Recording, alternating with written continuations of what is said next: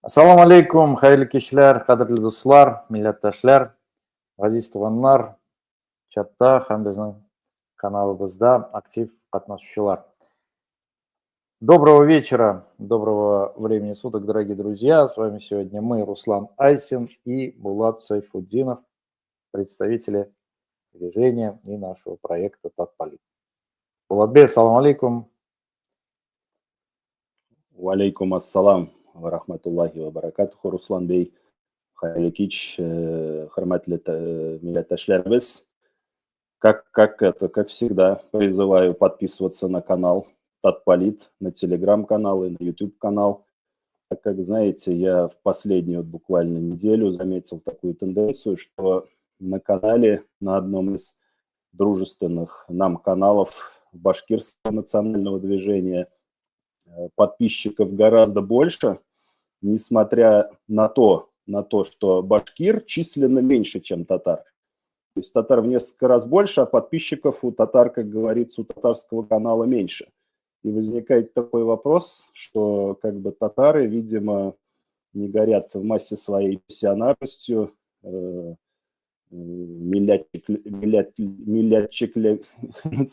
хорошем милләтчелек белән.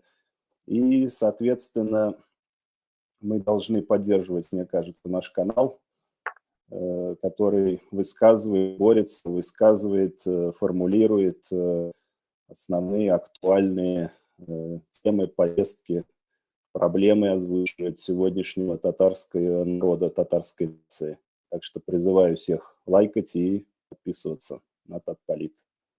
Да, рахмат, Булатбей, действительно, раз бізге активларак булырга кирәк, мәслихәт та хәтта да необходимо, потому что в конечном итоге эта активность есть залог нашего продвижения, нашего освобождения, потому что это демонстрация нашей внутренней мобильности и состояния организации.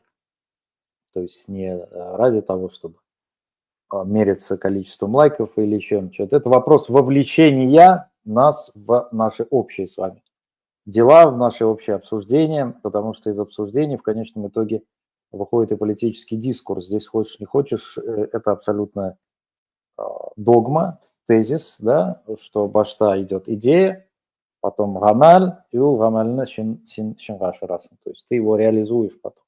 Ну, так не бывает, чтобы вот телега стояла впереди лошади, да, ты не можешь сделать действие без идей. Такого не бывает. У всего есть своя логика. Да, безусловно. Ну, смотри, Булатбей, очень важное на этой неделе было событие 105-летия создания ТАССР, Татарской автономной советской социалистической республики.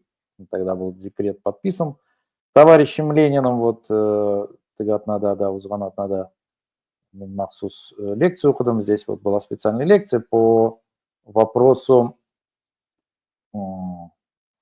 репрессий татар. Как раз они начались вот уже там с 23-го года, после того, как Мирсаид Султангалиев, один из идеологов антиколониализма, такого исламского пробуждения и пробуждения народов Евразии, он вошел в клич с товарищем Сталиным, который отвечал за национальный вопрос.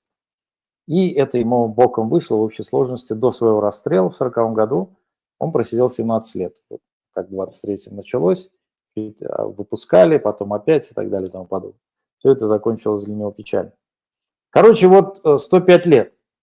И с какими мы активами, даже активами, наверное, не назовешь, потому что актив – это что-то положительное, ведь именно, да? С каким пассивом мы сейчас подошли или вошли в 106-ю годовщину провозглашения или восстановления татарской политической субъектности, Синымча, на твой взгляд? Ну, я, Руслан, и боюсь как бы начинать снова такой пессимистически настроенный спич, да, потому что в какой-то мере, наверное, наши дорогие слушатели скажут, вот вы опять констатируете все негативные моменты, но, с другой стороны, без этого тоже, как бы, не Но осознав диагноз свое не поставишь, состояние, да, конечно. не поставив диагноз, нельзя лечиться, в принципе, не понимая, что ты лечишь. Да. Абсолютно верно. Соответственно, давайте как бы начнем с минусов, а потом, может, упомянем плюсы, если вспомним их, сможем вспомнить их. Получается такой момент, да, как бы очень неприятный на самом-то деле. Э, После распада, крушения, так скажем, Российской империи э, была наконец-таки Казанская губерния, э, приобрела статус автономной республики, ТАССР, да, мы прекрасно как бы знаем об этом и вспоминали все, естественно, эту дату основания ТАССР. Ну, на тот момент, надо сказать, даже вот элементарно наши дедушки, дедушки, бабушки, прабабушки, я не знаю, прадедушки, в зависимости от возраста слушателей, отцы, матери, так или иначе знали свой язык на ну, неплохом, некоторые очень даже хорошем уровне. Сейчас мы подошли к тому, что многие люди, в принципе, особенно молодое поколение, да и уже не столь молодое, в принципе, не владеет татарским языком. То есть они обрусели в гораздо большей мере, степени, нежели наши предки, так скажем, жившие в 20 веке после создания ТАССР. С другой стороны, можно сказать, что там экономически развилась республика. Но экономически развилась не только Татарстан развился, не только ТССР развился весь мир.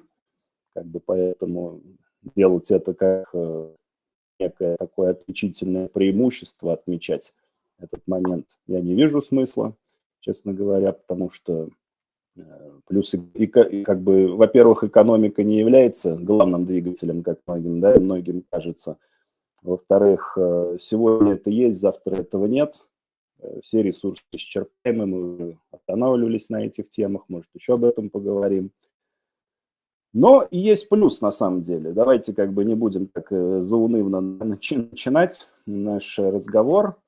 Есть плюс, и он заключается в том, что и Российская империя, и Советский Союз в те времена был гораздо более сильной страной, нежели так называемая Российская Федерация сегодня.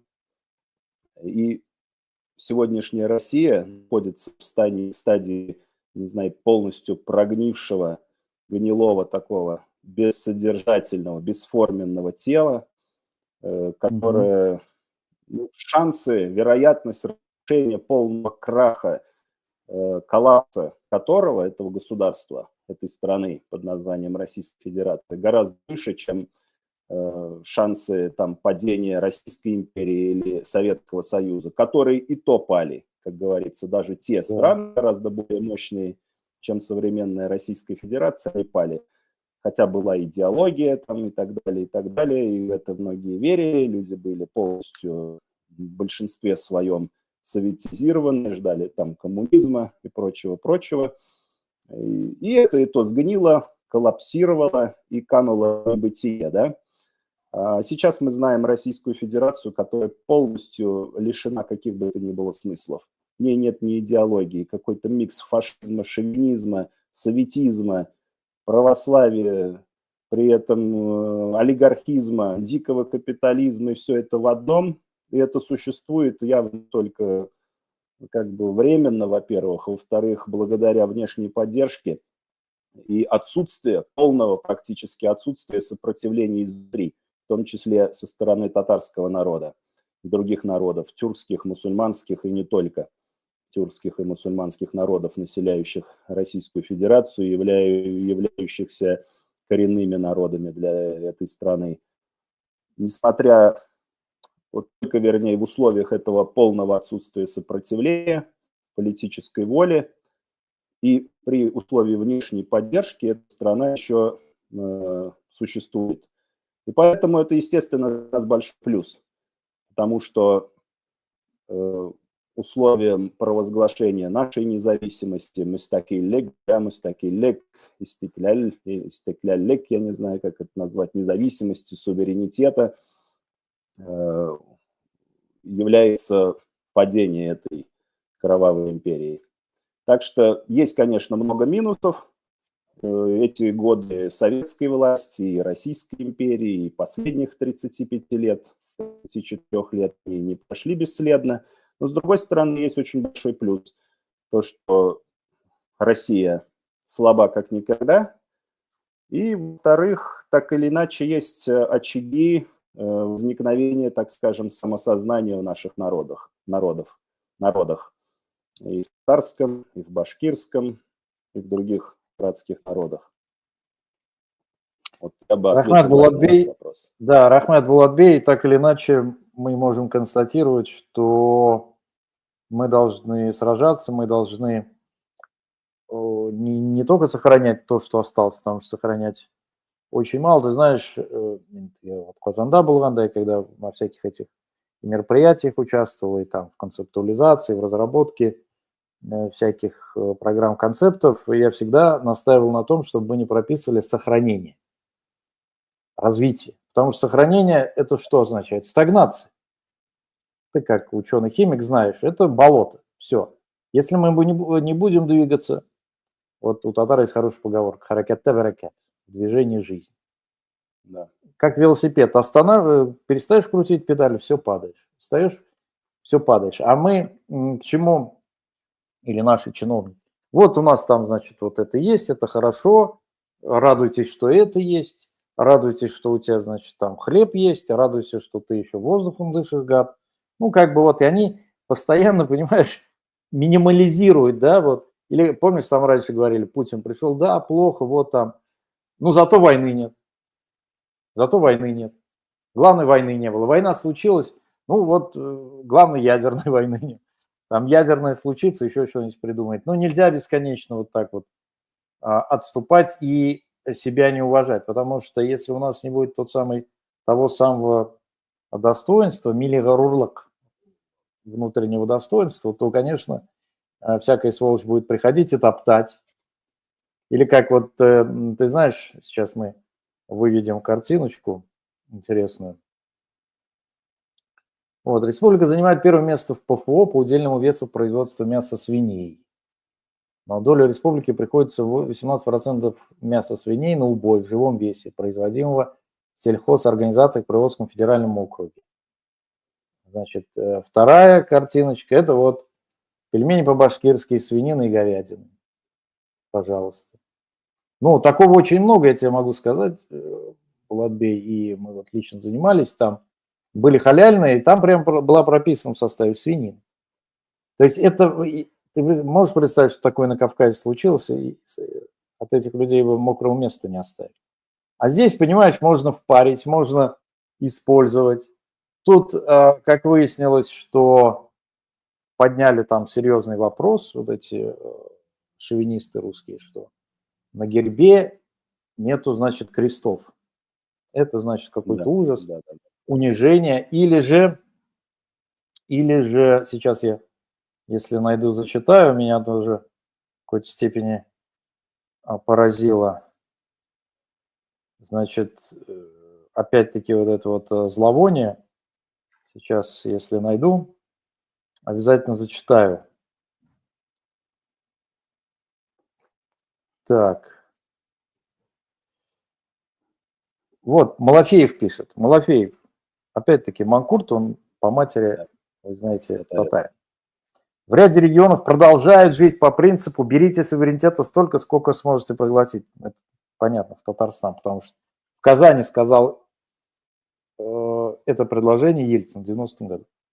Да. И потому пытаются противопоставлять собственный адат и шариат верховенству закона российского государства, с большой буквы государства российского. В школах и детсадах вводится халяльное меню, это естественно, в адрес Татарстана. Причем не только в национальных республиках, но и в исконно русском Ярославле. По религиозному принципу разделяется палата для роженец в ряде клиник Татарстана, Омской и Орловской областей. Элементы исламского бэнкинга, включая халяльную ипотеку в кавычках, вводятся в Башкирии, Чечне и Дагестане, раздельные пляжи в Махачкале, халяль-отель в Петербурге. Налицо сегрегация по национальному и религиозному принципу, попытка создания государства в государстве. И самую большую угрозу можно увидеть в уроке истории. Сербская трагедия в Косове и Метохии началась по похожей методичке. Не говоря уже о том, что точно так же из многих этнических русских городов, нынешних постсоветских республик, фактически выдавили потомков тех, кто эти города строил и обустраивал. При всем уважении к людям любого происхождения и религии в России должно быть верховенство общегосударственного права и русских традиций. Ну, ничего, что в Конституции как раз-таки и написано о том, что значит, религия отделена от государства, и каждый хочет, да, что исповедует. Русский человек вправе чувствовать себя в своей стране в каждом уголке России. Все случаи национальной и религиозной сегрегации должны пресекаться. Именно в этом, а не в либеральном мультикультурализме, залог межнационального согласия, которыми веками славилась наша империя. Ты представляешь, какая наглая ложь, значит, мультикультурализмом славилась эта империя, которая наших потомков сжигала, уничтожала. Целыми деревнями, да. Женщин, детей, престарелых, скажем так, пожилых людей, старых людей, татар. Да. Вплоть до Екатерины, Руслан Бей, ты историк, а не историк, как говорится. Вплоть до Екатерины, по-моему, продолжалось все это, да? Правильно? Нет, до Екатерины, и после, при Екатерине-то, да, они чуть смягчили, потому что как бы там были восстания бесконечно, она просто не справлялась. Дальше, смотри, мне прислали, ну, видимо, специальные органы дали мой телефон, значит, прислали объединение «Северный человек». Прислали в личку. Объединение «Северный человек» создано и осуществляет свою деятельность на основании этого устава. На данный момент объединение уже работает в 45 городах РФ. Значит, основными целями объединения «Северный человек» является возрождение, популяризация ценностей на основе ценностей славянского этноса. Кто бы еще знал, что это такое? Содействие патриотическому, духовно-нравственному воспитанию детей и молодежи, значит, пам-пам-пам. И дальше. В данном сообществе мы будем знакомить вас с новостями объединения «Северный человек», а это, значит, организация «Северный человек» в Казани. Ну, я не знаю, тут видно будет, не видно, вон какие-то стоят какие-то деятели, значит, вот они организовали какую-то хрень, называется «Северный человек». И, значит, разум и сила, именно такой девиз выбран. А вот ты представь, татары на территории своей республики. Это я вот ответственно говорю. Даже пискнуть не смогут о создании нечто подобного. Пискнуть не смогут, тут же налетят ФСБ, МВД, прокуратура и все остальное. Понимаешь, вот как это можно трактовать, на твой взгляд? Если можно, да, если можно, я тоже скажем так, свое впечатление, поделюсь своим впечатлением. Ну, начнем с того, что харакет керек, да, харакет булмый. Тут даже как бы, хоть смотри, хоть со стороны науки, хоть с любой другой точки зрения, ориентированность в прошлое, она ничего не дает. Ностальгия – это одно из самых бесполезных, по большому счету, и обманчивых чувств. Да? Ностальгия – это тоска по прошлому. Не нужно укореняться в прошлом, должен быть вектор у любого человека для развития. Это и здесь сейчас присутствие в будущее. Вот этот четкий вектор без каких-то ни было оглядок по сторонам или назад в прошлое. Потому что вот эта укорененность в прошлом, я не говорю, что нужно забыть о традициях, но она по большому счету ничего не дает, эта укорененность. Это не есть, так скажем, оставление прошлого. Ну, просто нельзя делать из прошлого цель. Это абсурд, это логический абсурд, да, во-первых. Во-вторых, насчет хорошей, да, как бы вообще метафоры такие получаются у нас. Вот мы видели тут колбасу по-башкирски со свининой. В прошлый раз мы говорили о свинячих чпочмаках.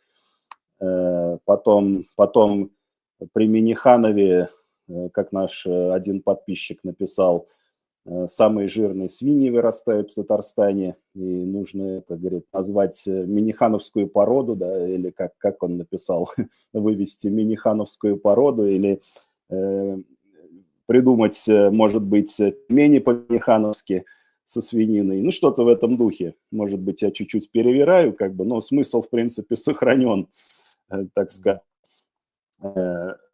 И я к чему это говорю? О том, что вот свиньи и вот эта вот рожа Малафеева, ну, которая вот явные ассоциации у меня лично вызывает тоже с этим видом животных, так скажем. И он позволяет себе не просто нагло, это же, но это открытые нацистские высказывания. Он нацист чистой воды, защищенный спецслужбами, государством, президентом. Вся эта власть, естественно, его никогда не тронет, потому что они суть есть все одно и то же, нацисты. Они как будто бы денацифицируют Украину, при этом сами являются самыми отъявленными, я не знаю, нео или не нео, как их назвать, нацистами. Якобы там на ценностях славянского мира, славянского этноса точнее. А кто? Давай так вот поговорим об этом, хотя много сказано, но на других каналах, так скажем, в контексте нашего обсуждения об этом, по-моему, не говорилось. Кто из славян любит русских, так по большому счету?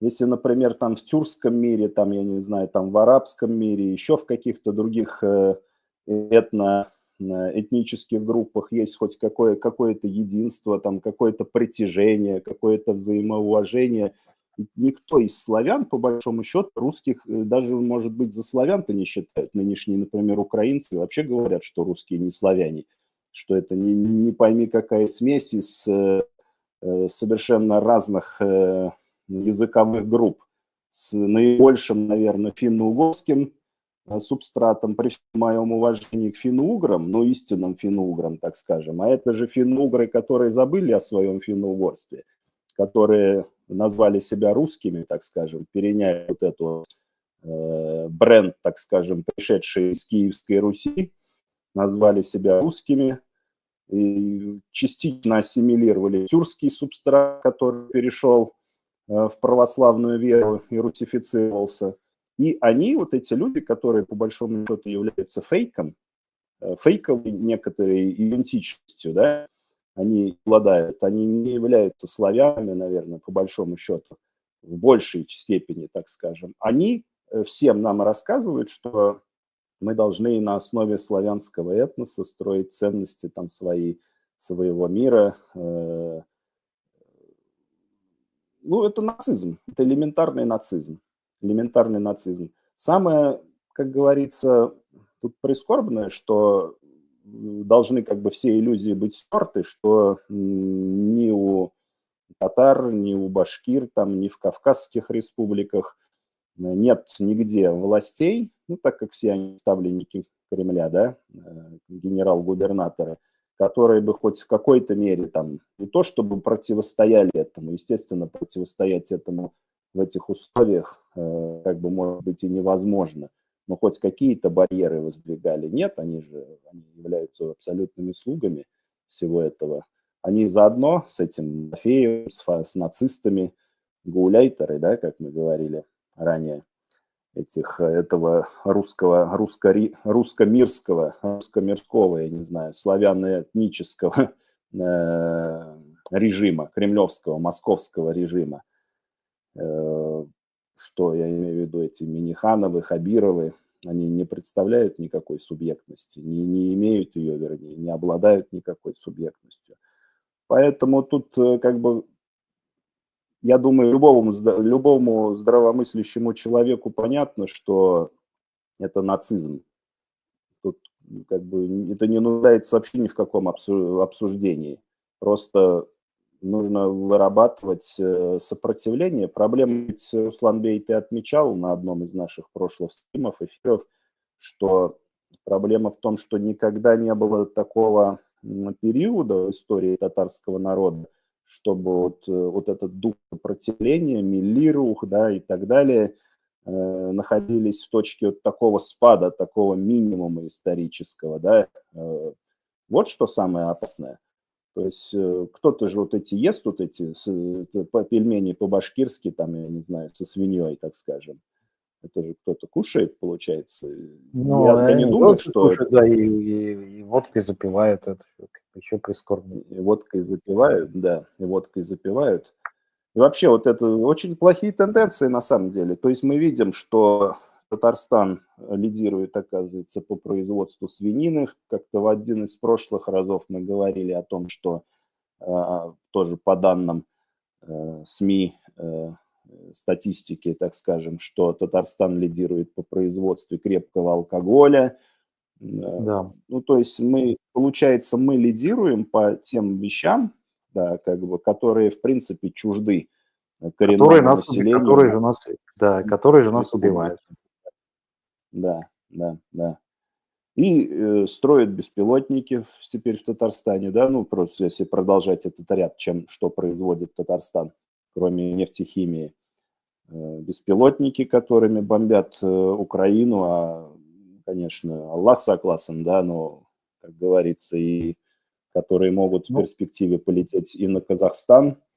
Поэтому как вот с этим, как население, почему наша нация в массе своей это не понимает? Они находятся в каком-то таком состоянии вот этого минимума, отсутствия миллируха, думают, что сегодня день прошел, мы выжили, как бы, и ладно, так скажем. Должно быть это, да, сопротивление. должно быть, да, сопротивление, ты абсолютно прав здесь. И внутреннее, самое главное, и так называемая внутренняя миграция, ее тоже нужно использовать. И информационные блокады, потому что действительно пропаганда просто тотальная. Я не знаю, в Советском Союзе такой пропаганды не было. В Советском Союзе была, ну, как бы пространство небольшое. Сейчас этого внутреннего пространства уже практически нет. Но вот смотри, вот ты как раз говорил про свинину, алкоголь, например, и здесь мы выделяемся. Но в то же время, в данный момент, я зачитываю, Татарстан – единственный регион России, в котором одновременно работают 3 пункта отбора в Африканский корпус. Африканский корпус – это структурное подразделение Министерства обороны России, решение о создании которого было принято после проведения форума Россия-Африка в 2023 году. Основная задача подразделения состоит в оказании помощи африканским странам в инструкторской деятельности в борьбе с терроризмом. То есть это те же самые наемники, ЧВКшники. Их набирают для того, чтобы убивать жителей Африки. И Татарстан здесь тоже отличился, открыл аж целых 3 пункта, значит, вот этого корпуса. То есть мало того, что наших забирают на войну в Украину, здесь мы с Башкортостаном, как известно, лидеры по потерям, да, только еще и, значит, давайте в Африку. То есть, и здесь, понимаешь ли, татары нужны для того, чтобы гибнуть где-то там в саваннах, в джунглях и пустынях. Вот с чем связано, на твой взгляд, такое неистовое рвение наших чиновников прям услужиться перед Москвой? Ну, Руслан Бей, тут надо вот какой момент понимать. Я начну с частного случая. Как-то года 2 назад, наверное, я слышал, так скажем, не у моего кровного родственника, то есть не родственника по крови, так скажем, а у родственников там чьего-то мужа или чьей-то жены, так скажем. Один из родственников, оказывается, был военным летчиком. И тут тут оказалось, что его отправляют бомбить Украину. Ну, понятно, что он татарин, этот человек, да, он из Татарстана, он татарин, и его отправляют бомбить Украину, и вот он боится, так как украинцы, как говорится, не так беззащитны в военно-вооруженном плане, в плане вооружений, как там в свое время были чеченцы, которые сражались с федеральным центром, там, или сирийцы, и он боится, как бы не хочет лететь летать, бомбить Украину, но деваться ему некуда, он там при военном звании, там работает как-то в этой сфере, что ли. В общем, государство сказало надо, и деваться ему некуда, не может он ни демобилизоваться, там, я не знаю, не уволиться с этой службы пока. И вот он летает этим заниматься, да, то есть он убивает людей, мирных жителей, должны это понимать. А потом я как-то так вот тоже случайно получилось, я узнал, оказывается, человек этот, да, вот это тот же самый человек, который сейчас бомбит Украину, в прошлом он летал также бомбить сирийские города, Сирии. мирных жителей в Сирии. Там у него что самое интересное, да, у него не возникало, оказывается, вот этого чувства, что я не хочу. Так как, видимо, там хорошо платили, как бы сирийцы не сбивали, наверное, эти российские самолеты, бомбардировщики. Соответственно, там у него как-то угрызений совести, там, я не знаю, или еще чего-то не было по этому поводу. Они проснулись только во время украинской войны, так как это стало опасно делать. Вот для меня это вообще непонятно там было. Никогда, ни сейчас, ни тогда, как говорится, и в принципе никогда. Как ты, татарин, который, в принципе, может, он не, скажем так, не слишком глубоко верующий человек, но, тем не менее, он ассоциирует себя хотя бы как мусульманин по рождению, как вот летал бомбить сирийские города, там, Алеппо, Идлиб, да, там, которые были стерты с лица земли, миллионные города с мирным населением, 7 миллионов, по-моему, сирийцев, да, были суннитов, суннитов, мусульман были вынуждены в качестве беженцев бежать из родных городов, из родной страны, из собственных домов, разбомбленных. 5 миллионов, по-моему, из них на Западе, в Европе, да, 2 миллиона вот было в Турции. И потом как можно было бомбить украинские города? Страну мирных жителей, так скажем, вооруженные силы которых никогда не нападали ни на Татарстан, ни на Россию, там, ни на Башкортостан, в принципе, не вторгались на эту территорию, которая называется Российской Федерацией. Вот как это можно было делать? Ну, деньги, да, во-первых, деньги, но с другой стороны, это же признак морального разложения, полного гниения. Деньги можно заработать и другим путем, в конце концов, любым другим путем, кроме как участия в военных преступлениях в этой войне. По поводу, ну, это частный случай. Да, ну извини, вот есть известная цитата Карла Чапека, да, известного деятеля, значит, ну, писатель, бесспорно, там прозаик. Да. Перевод такой. Враг пытался коварно обстреливать наши самолеты, мирно сбрасывавшие бомбы на его город. Понимаешь иронию, да? Да. Враг коварно обстреливал наши самолеты. А ведь у них то же самое, извини, как раз-таки, верно ты отметил, насчет Сирии. Потому что у них ПВО не было.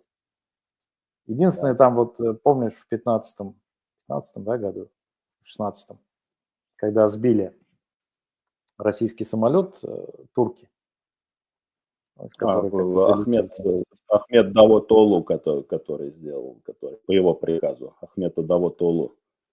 Да, и вот тогда лишь они нарвались в Сирии. А так, да, конечно, абсолютно, ну, так же, как и Чечню как бы равняли с землей. У них ничего не меняется, метод выжигать и так далее. Да, извини, я тебя прервал. Нет, это хорошее как раз добавление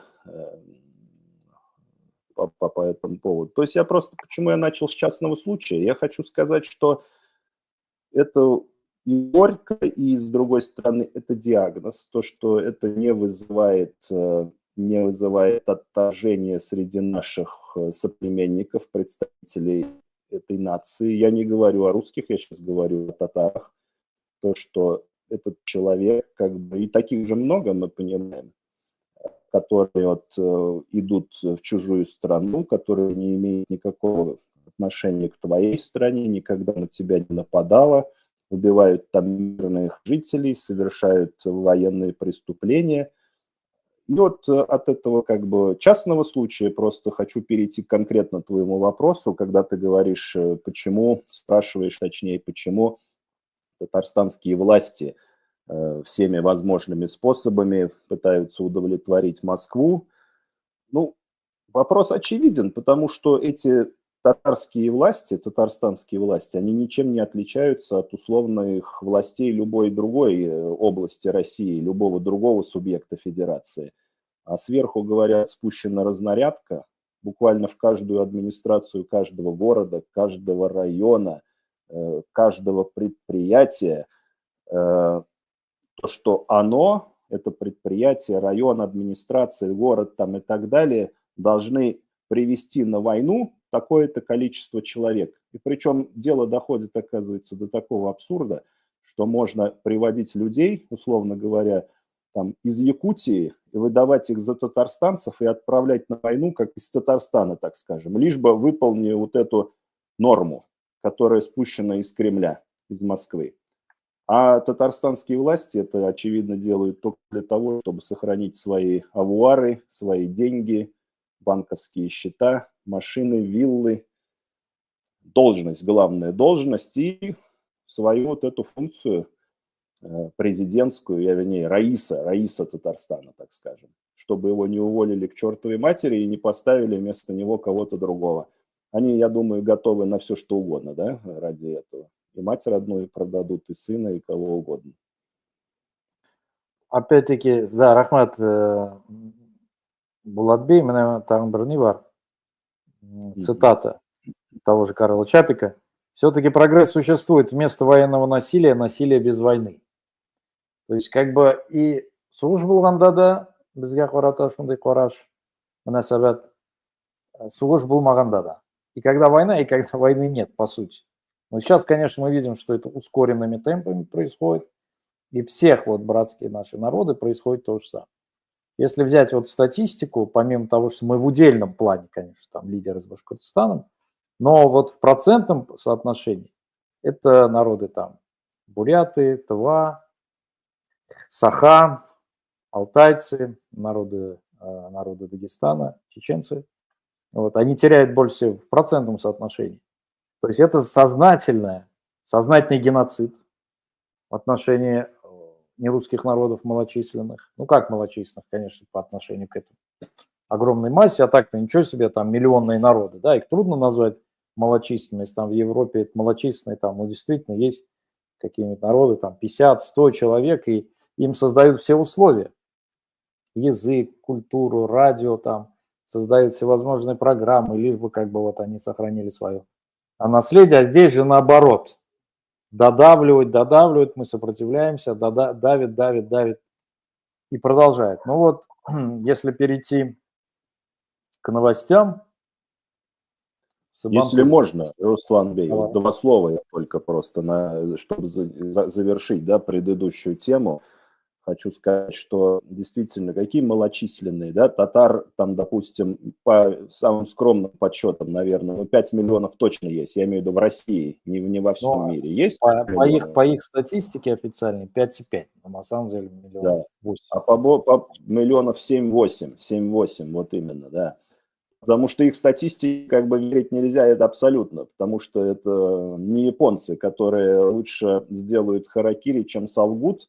Это я, как человек, работавший в российской науке, прекрасно знаю, что, ну, любят, так скажем, традиционно статистику писать так, как удобно им. Поэтому тут там никаких сомнений нет, что они занижают численность татар. Никаких сомнений. Просто зная их привычки, повадки и их цели, так скажем. Хорошо, 7-8 миллионов татар, 8 миллионов. Башкир 1,5 миллиона, да, минимум есть. То есть это уже тянет к 10 миллионам, не говоря уже там плюс кавказские народы, плюс тюрки, монголоиды там России, то есть я имею в виду там калмыки, буряты, якуты там и так далее и тому подобное. То есть это больше десятка миллионов человек, это несколько десятков миллионов может быть. А отношение к ним, к нам, ко всем, такое, как будто бы мы вообще полностью поражены в своих правах. Вернее, не как будто, так и есть. Не как будто, да, это просто данность. И что я могу сказать по этому поводу? Непонятно, как бы вот это отсутствие полного сопротивления той же мобилизации среди там татар, башкир и других народов. И еще более непонятно, когда люди сами идут, подписывают контракт за деньги, чтобы туда воевать, идти, в Украину. Потом, если что-то с ним случается, там много фактов, когда их избивает, пытает, убивает военная полиция, натравливают на них там собак или с ними со всеми с самими обращаются, как с собаками, представители военной полиции, да? Неужели люди, наши татары, башкиры, там, кавказцы, ну, среди кавказцев, кстати, говорят, меньше таких случаев, не понимают это, когда идут в военкомат, в этот сборный пункт, чтобы подписать контракт и за вот эти деньги пойти воевать в Украину? Это вот, ну просто об этом нужно кричать, Руслан Бей, по-моему, вещать, кричать, я не знаю, из каждого рупора, что, ну, одумайтесь, остановитесь, я не знаю, лучше, наверное, есть там кусок хлеба в день, чем идти за эти миллионы, которые по большому счету не являются крупными деньгами, просто людей довели до такого нищенского состояния, что они вот за эти деньги, которые предлагает им российская Минобороны, им кажутся большими деньгами, и они идут за эти деньги жаться, умирать и прочее, прочее, прочее. То есть нужно кричать из каждого рупора, не только нам, вообще всем представителям сопротивления национального Конечно, движения. мы же видим примеры сопротивления в мире, как это происходит, на примере тех же палестинцев, других народов, да, там. Меня всегда вдохновляли, например, шотландцы, ирландцы, да, которые сейчас рьяные защитники палестинцев. Я вот рассказывал прекрасный фильм, как он назывался, «Стены» или «Тюрьма», не помню, как же он в русском прокате, про сопротивление ирландцев во времена Маргарет Тэтчер. Это реальная история, когда, значит, лидеров сопротивления Ира поймали, заключили в тюрьмы, это 70-е годы, очень жестокие условия, избивали, не давали общаться с родственниками. И что они сделали? Они сообща, ну, ты понимаешь, там в тюрьме, в зоне, там все равно есть система коммуникации, все равно есть, даже в самой крытой. Что они сделали?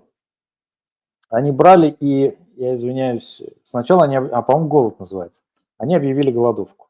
То есть они не ели, их насильственно пытались и так далее. Естественно, там их сторонники бастовали, бунтовали. Потом, значит, это не привело ни к какому результату, они настаивали на встрече с Тэтчер. То есть ты понимаешь, какой заход? Эти люди максимальную планку ставят, максимальную, чтобы ты пришла и к нам лично, и мы тебе все требования в глаза твои бесстыжие сказали. Дальше что они сделали? Они взяли, я извиняюсь, собственными испражнениями, фекалиями, начали забрасывать коридоры, обмазывать. И естественно, что вот эти вот дубаки, которые охраняли, они просто не могли работать, потому что это, соответственно, зловоние, газы, да, отравляющие это все это, представляешь? То есть они делали вот просто такие вещи, которые как бы в голову никому не приходили. И они добились своего, да. Они добились своего, Тэтчер, значит, там ввела определенное послабление и все остальное.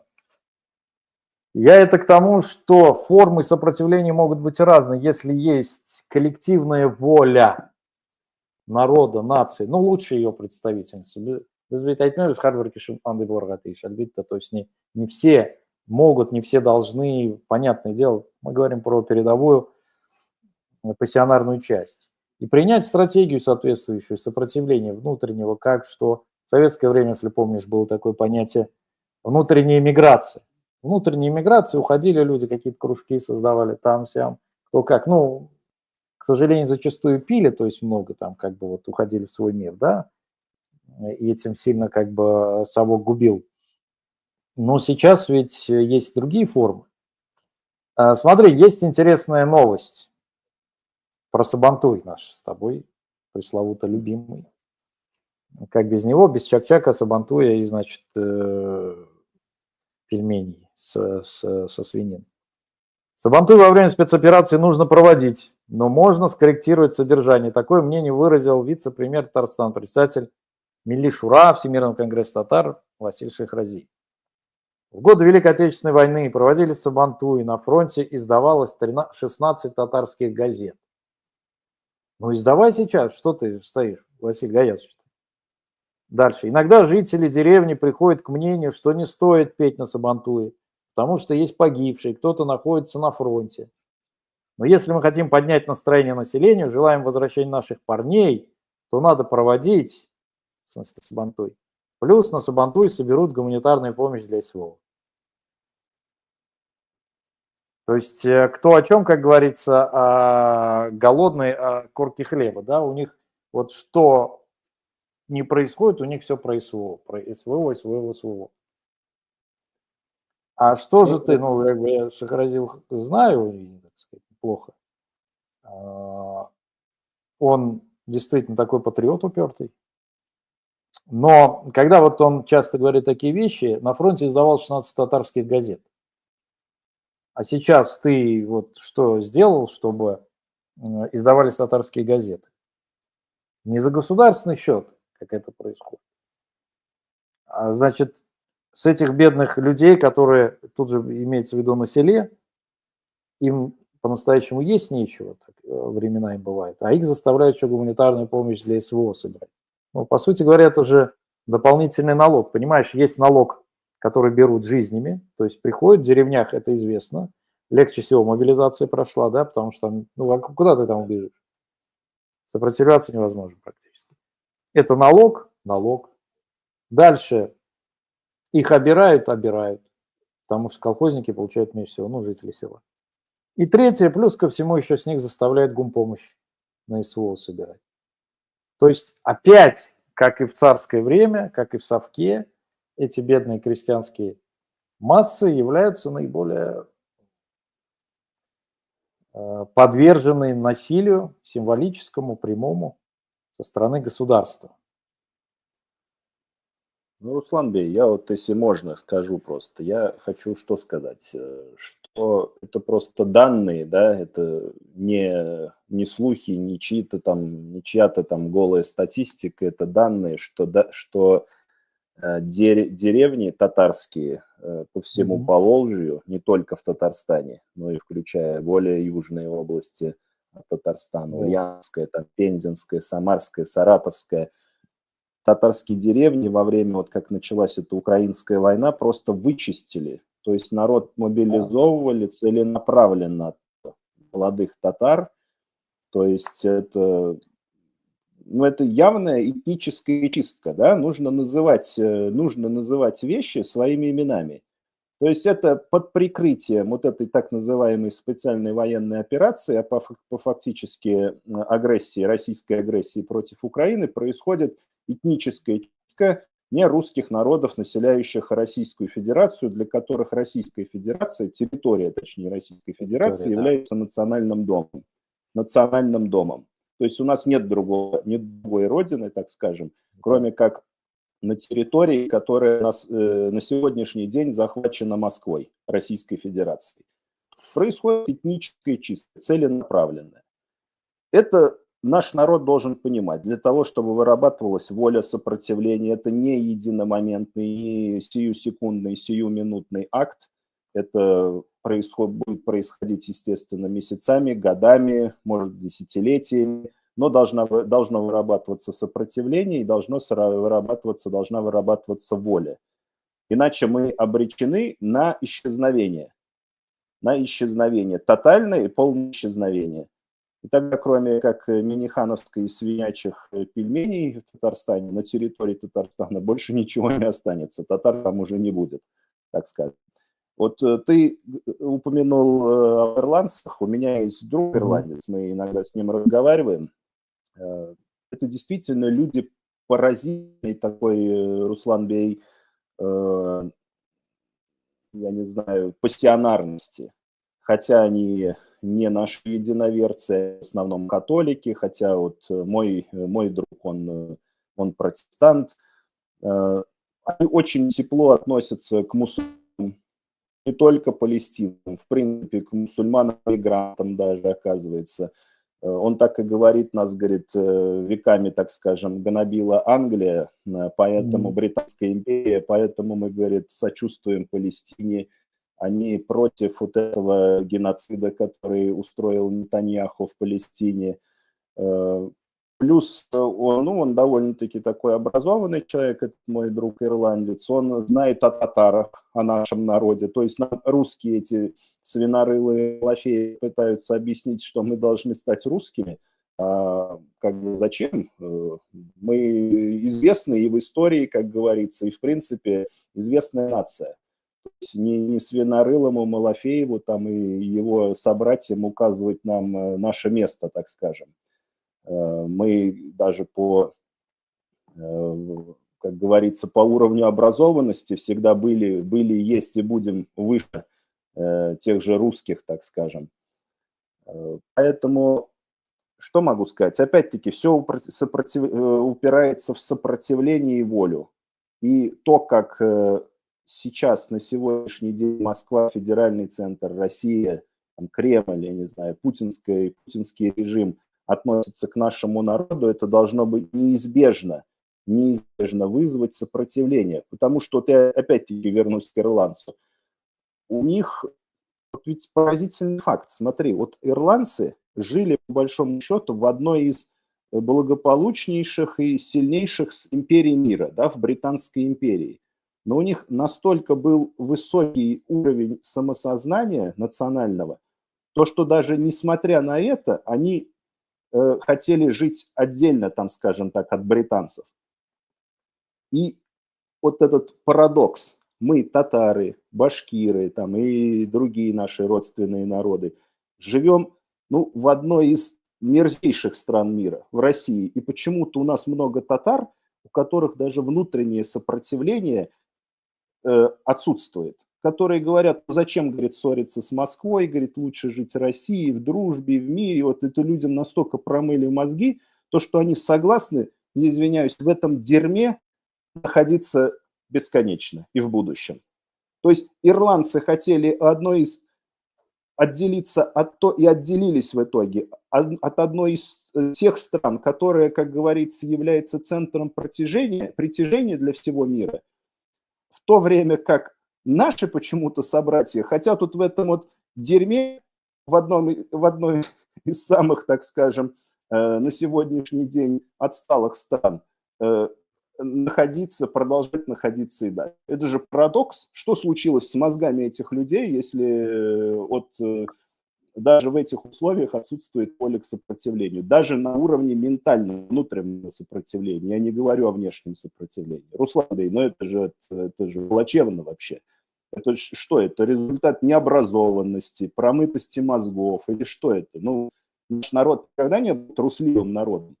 Ты, как историк, прекрасно знаешь, вплоть там до 18-19 века, мешая Поволжье, терроризировали там местные монастыри, церкви поволжские, так скажем. Терроризировали в хорошем смысле, то есть не давали расслабиться этим попам. То есть я имею в виду, наши предки никогда не были столь безмолвными и столь, я не знаю, ватными, если хотите, да, как многие превратились на сегодняшний день. В чем причина этого? Совка или нынешнего потребительского общества?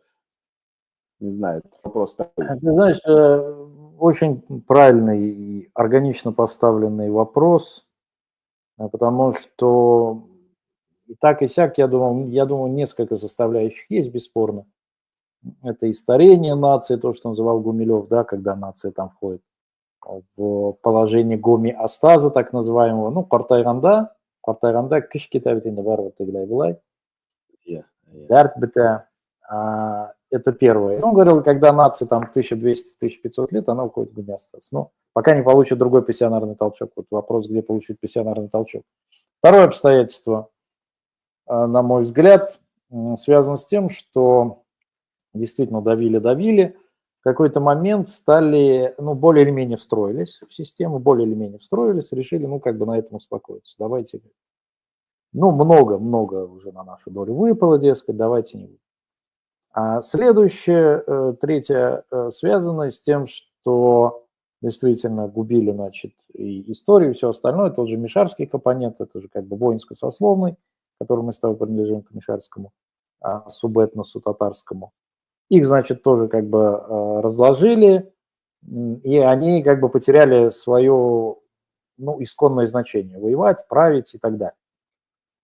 Но ты знаешь, я смотрел один сериал, смотрю на днях, эти дни, и это, в общем, продолжение, вернее, не продолжение, значит, это часть этой саги «Звездных войн». Сериал называется «Андор». Андор. И, ну, ты знаешь, вот это вот «Звездные войны», «Империя», Тыгляй-Вылай. И, Наносит значит, ответный удар. наносит ответный удар, да. И там такой интересный момент, там есть заговор революционный, очень важная для нас тема. Революционный заговор внутри империи. И, значит, там случается нападение на один имперский пункт на одной из планет. И одна женщина, которая работает сенатором в империи и тоже участвует в заговоре, она приходит к человеку, который, в общем, стоит за всем этим и говорит: зачем вы это сделали? То есть вы поспособствуете сейчас тому, что империя начнет давить всех. Это обрушит волну насилия на нас. Он говорит, в этом и суть. Потому что иначе, говорит, мы привыкли жить, да, на нас давит, но мы привыкли к этому давлению, мы подстроились под него. Это я сегодня, она меня осенила просто. Это колоссальная мысль по своей глубине. И он говорит, пока молотом тебе по голове не дашь или по пальцу не стукнешь, ты как бы не очнешься. Ну, такое бывает, сам знаешь, да? Когда вот необходимо даже организм иногда спровоцировать на то, чтобы у него выделялись иммунные клетки. Ну вот принцип вакцины же на этом построен. Здравствуйте. Да, Дерес, Руслан Бей, я, если можно, вот, не уходя далеко, тоже хочу, как говорится, ответить на твой спич, на твой посыл, скажем так, ответ. Ну, даже вот самый банальный пример. Находясь в зоне комфорта, человек, когда ест много сладкого, мало двигается, к чему он приходит в итоге? Ко всем сердечным болезням, к сахарному диабету, и в итоге он умирает, этот человек. То есть это вот как аналогию можно и на нацию, я думаю, смело аппроксимировать. То есть если мы будем находиться в зоне комфорта, мы просто погибнем. Воля точно погибнет. Она может быть уже, скажем так, на последнем издыхании, воля сопротивления. Плюс ко всему, тоже нужно разные темы, которые мы обсуждаем, связывать друг с другом. Вот смотри, вот несколько минут назад мы говорили о летчике, который летал, точнее, бомбить Украину, сначала, вернее, Сирию, а потом Украину. Вот я что хочу сказать. Сирийцы в подавляющем своем большинстве это наши братья-сунниты, то есть религиозно это близкие нам, татарам, люди. Но вот я понимаю, как эти манкурты могут ответить на это. Но это где-то далеко, там я гражданин России, там меня армия послала, там и так далее, тому подобное. Но ведь понимаешь, в чем проблема? Нас же стравливают и изнутри, там со времен Российской империи, потом Советского Союза, и сейчас пытаются вбить клин между, допустим, башкирами и татарами, между кавказцами и тюрками. Это просто-напросто это излюбленные ходы чекистские. Между кавказцами и тюрками, внутри тюрок, между татарами и башкирами, между татарами и тюркскими народами, прибывающими из Центральной Азии, Узбекистана, Казахстана, Туркменистана, там, Кыргызстана и прочее.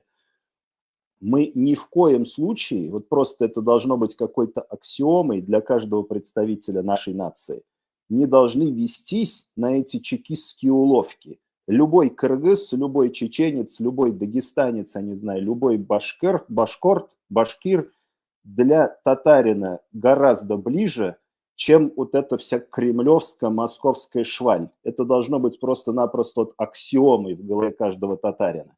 И каждый сириец, я не знаю, гораздо для нас ближе, нежели, опять-таки, это кремлевская, какая угодно там, я не знаю, московская шваль. Вот как это донести, чтобы это было аксиомой для каждого татарина?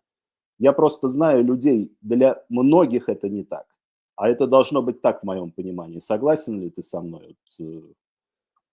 Фишиксес у прекрасного исследователя Карла Шмидта, которому сейчас пытаются круги близко к трамповские, да, следовать и, в общем, и его идея основной суверенности, и идеи политического, заключается в следующем. Ты не можешь понять политическое, войти в него без следующей составляющей. Если ты не поймешь, кто твой друг и кто твой враг.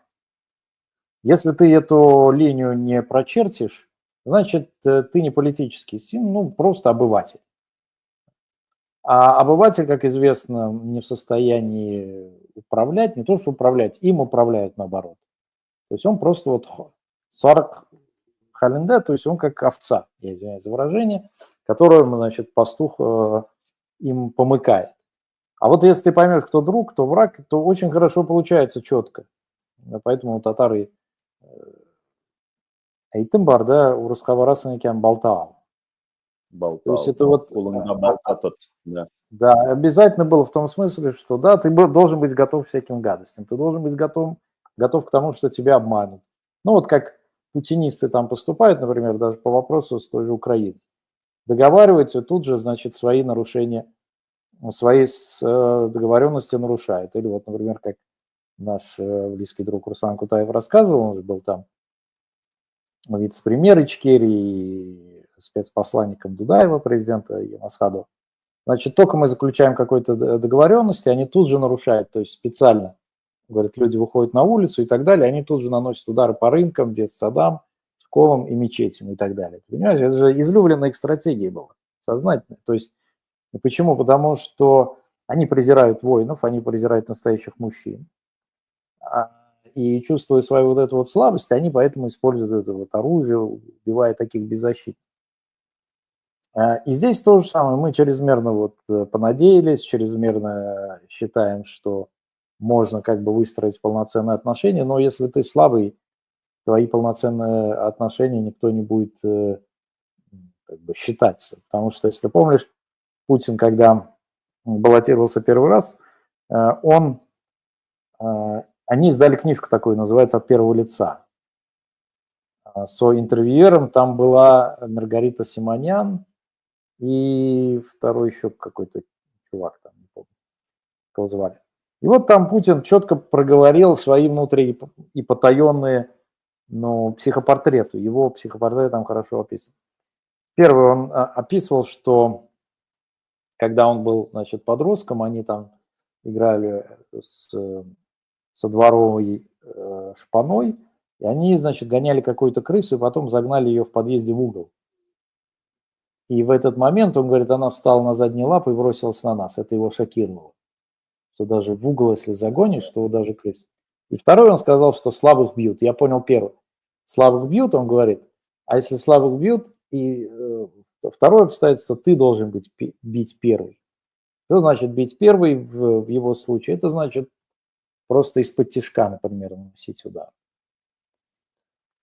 А куда мы потеряли, да, вот это вот, извини, куда мы потеряли воинскую традицию, воинскую хитрость, воинскую дисциплину, стратегию? Потому что, ну, не может народ, который владел больше половины Евразии, не быть воинственным, не быть стратегически подкованным. Это невозможно было. Это вот все историки войны, историки, которые занимаются этой отраслью, тебе точно так на пальцах разложат, что всегда большей частью войско там тюрков было малочисленным по отношению к тем, с кем они воевали, просто за счет прекрасной организации, воинской дисциплины, смелости и так далее. Выигрывали. Руслан Бей, если позволишь, я вспомню один эпизод. У меня знакомый, так скажем, в Самаре много лет назад, лет 20 назад, тоже так загнал крысу в угол в подъезде. И она в итоге бросилась на него и вцепилась в нос. И ему сделали 40 уколов от бешенства. Да, 40 уколов от бешенства. Я к тому, что, может, Путину на самом деле в свое время тоже эта крыса вцепилась в нос, не просто бросилась. Рамкин, да. Это, конечно, и он стал крысой, он превратился в крысу. Да, как зомби. Да. Да, понимаешь, это может быть анекдот, а с другой стороны в этом может доля правды и присутствует на самом деле. Вот. А во-вторых, я вот в продолжение твоих только что сказанных слов и того, что я говорил до тебя, хочу вот что сказать. Мы не должны поддаваться на вот это вот, на вот этот принцип «разделяй и властвуй» между Мгм. тюрками России и кавказцами России, между тюрками России, так и, я не знаю, там тюрками Закавказья, Центральной Азии, там, между татарами и башкирами. Это первое. Но во-вторых, вот наш башкирский коллега, твой тезка Руслан Габасов недавно озвучил тоже такой тезис, казалось бы, очевидный, но многие ведь как-то не понимают этого, то если одновременно в случае критического ослабления России и проигрыша ее в войне, если одновременно начнут сопротивление федеральному центру, Москве, Кремлю, и Ичкерия, и Дагестан, и Татарстан, и Башкортостан, ну, эта империя не выдержит. Она может добивать там, я не знаю, отдельно кого-то. То есть это должны быть скоординированные действия. Ни в коем случае нельзя вестись на эти Согласен. провокации и разводки чекистов. Нужно чувствовать вот это то, что у нас общие цели. У нас общие цели и с якутами, и с башкортами, и с кавказцами. То есть ни в коем случае нельзя продавать вот это свое единство ради того, чтобы наладить отношения с московитом, или угодить московиту, или казаться преданным московиту, потому что в итоге ничем этим это хорошим не закончится. Они просто высосут твои все соки, твою энергию, все, что ты можешь им дать, используют тебя по полной, а потом тебя выкинут как ненужный абсолютно использованный продукт, так скажем, использованные изделия. То есть вроде бы тривиальные вещи, о которых я говорю, Руслан Бей, но эти тривиальные вещи должны быть очевидными для каждого представителя нерусского народа в нашей стране. Я так считаю. Поэтому проговаривать их нужно все каждый раз снова, снова и снова в разных ракурсах. Абсолютно так. Более того, вот в прошлый раз, я, по-моему, тоже этот вопрос поднимали, что они все равно тебя не считают за человека. Даже будешь там служить, преклоняться, потому что история это показывает. Э, Да? Предатели не любят ни там, ни здесь. Более того, ты все равно для них свой не станешь. Ты все равно для них чуждый, ты все равно для них иной, они все равно тебя презирают, да. Ну вот, я приводил пример, что руководитель, значит, службы охраны этого Лжедмитрия, фамилия Урусов, он же убил его потом, Лжедмитрия, на охоте. Почему? Потому что тот убил его брата. То есть они вроде как занимались его охраной, татары, а тот взял из-под тяжка, как бы убил. И, значит, этот Урусов не выдержал, собственно говоря, убил его. Ну и так далее и тому подобное. То есть очень много такого происходит. Ну, например, с тем же, например, Кадыровым. Ну, то есть понятно, что они его ненавидят. Понятно, что они его ненавидят, а тот как бы готов. Или нашего там. Смеются все над ним. Я имею в виду над Миниханом. Чурка Да, да. туда-сюда говорить не может. А он просто вот, ну, рад стараться. Зачем? Ну, сиди даже, если ты, понятно, там на этой должности сидишь. Ну, что ты там из себя строишь и пытаешься быть святей Папы Римского, что ли? Быть более послушным, покорным и служилым, чем сами эти служаки, что ли? Вот это меня всегда забавляло, потому что вот как в Татарстане любят перестраховываться, это просто знать надо. Просто знать надо. Ну вот был такой, ну есть такой журналист Рамис, значит, он возглавлял Интертат, татарскую редакцию, такой неплохой, и колкий такой очень, на телевидении работал, все остальное. И он делал такие хорошие материалы, на самом деле, и сделал интервью с Дамиром Мухиддином, небезызвестным, да, муфтием. И вот эти вот малафеевцы заметили, что в кабинете у Дамира Мухиддина портрет битвы на реке Калка. Ну, где, значит, вот эти вот славянские так называемые войска потерпели сокрушительное поражение. И они подняли это, а что это такое, значит, это издевательство над русскими и так далее и тому подобное. Ну, у него интервью было хорошее, но на татарском языке. Дамир хорошо, ну, неплохо говорит татарский, тоже Миша. И все, и этого Рамиса убрали. Ну, убрали как, обставили, что он сам ушел. То есть вообще, по сути, ничего не произошло. Какие-то Z-гниды там подняли шум. И Татарстан весь такой холеный, он же даже не смог защитить его. Он даже его не смог защитить. Попросили уйти, чтобы, значит, этих Малафеевых не будоражить лишний раз. Вот это к чему? К тому, что когда будут убирать, например, Минихана, кто-то выйдет, я клянусь, никто не выйдет. Никто не выйдет. Даже представители его референтуры и те первые побегут его сдавать.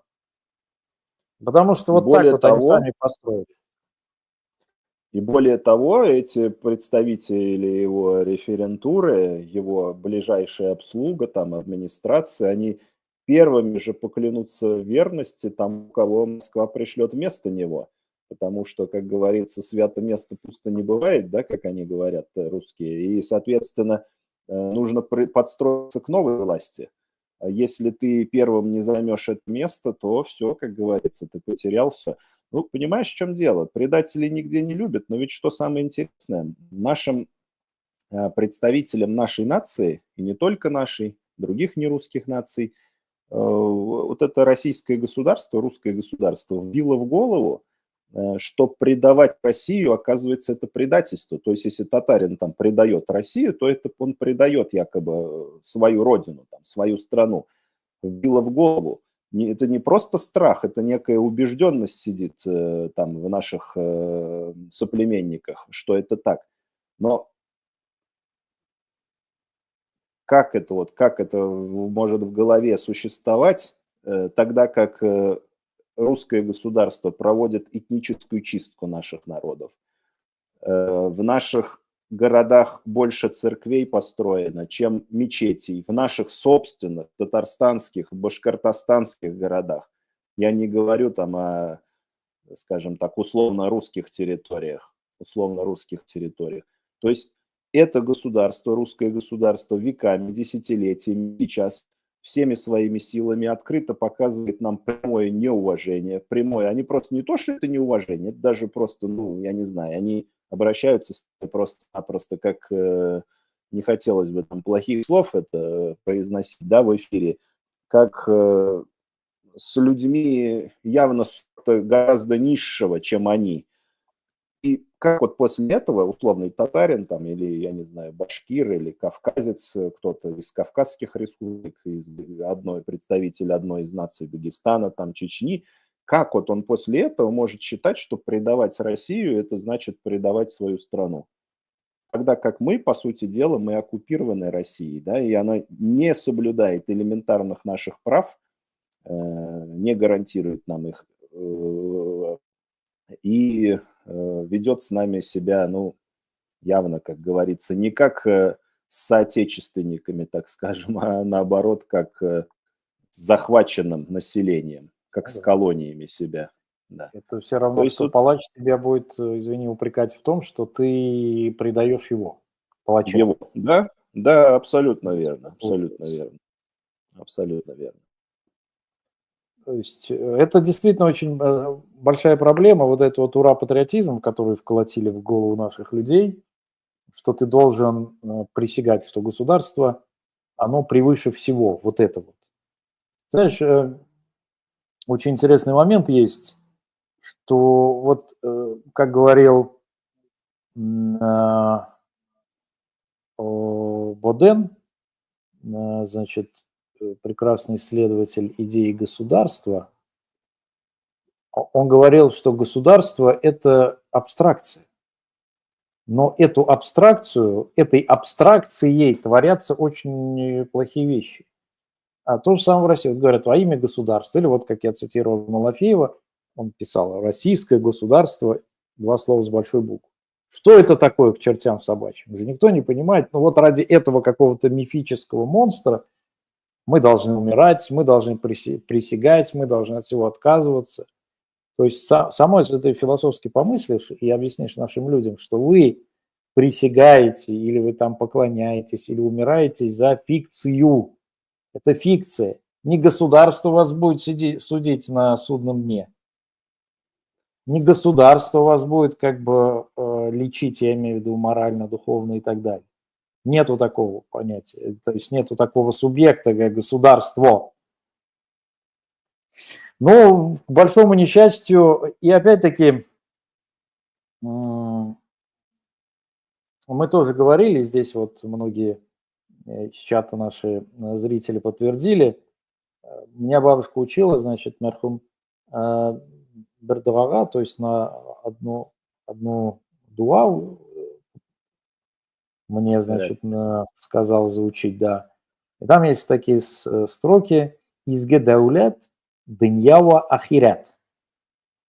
Я сначала не понимал, ну, то есть, если калькированно переводить, «Изге даулет» там священное государство, да, дыньява ахирят. То есть, значит, вот, светское, значит, ахирят. А потом, значит, я понял, что даулят-то изначально и в арабском языке это слово благоденствие, благо. То есть изгадавлят, то есть священное благо для тебя, в том смысле, что ну, халяльное, да, то есть данное по исламскому праву. И многие подтвердили, что да, вот нас давлят, это тоже мал, то, что называется, да, это какое-то добро, ну, вот некое материальное. То же самое, кстати говоря, в немецком языке, где слово райх – это просто благо. Откуда и слово рай происходит, от слова райх. Вот.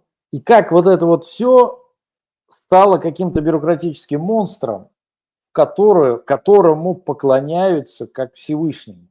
Вот государство, значит, ему кланятся, дают клятву, там, умирают за государство.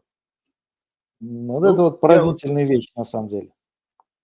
Если позволишь, Руслан Бей, я чуть-чуть на более, так скажем, приземленном уровне тоже хочу продолжить вот твои слова, коротко.